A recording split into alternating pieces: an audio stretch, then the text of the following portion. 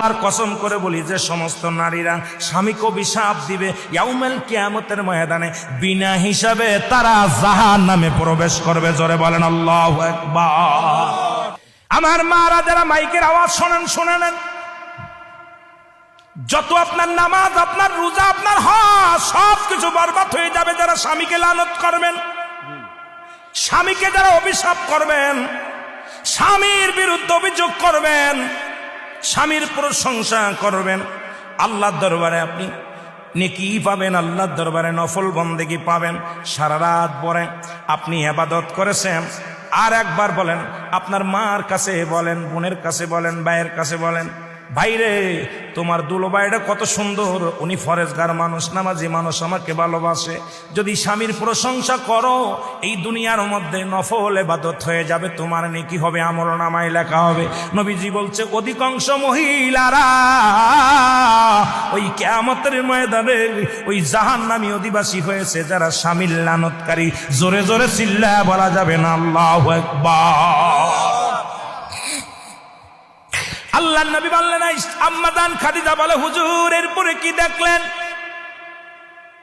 বলে, ও আম্মা জান খাদিজা রে, খাদিজা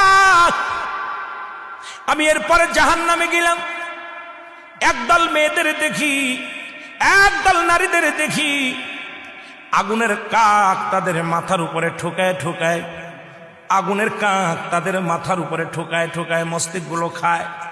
এক একটা ঠোক মারে, মস্তিষ্কগুলো গলে গলে পড়ে যায়।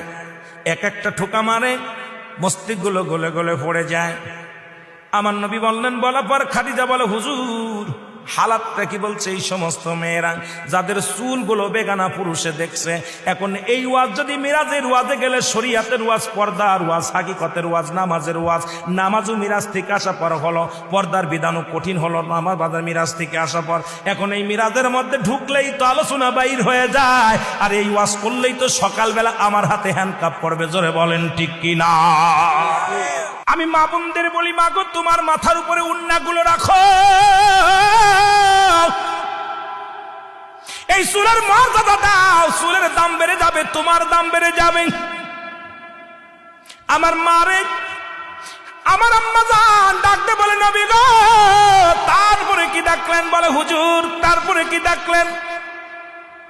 নবীজি বলে, খাদিজা রে এরপরে একটা জাহান্নামের মধ্যে দেখলাম, গায়ের মধ্যে আগুনের সাপগুলো মুড়ায় আছে, আগুনের সাপগুলো মুড়াইয়া দেহ খায়। এ মুসলমান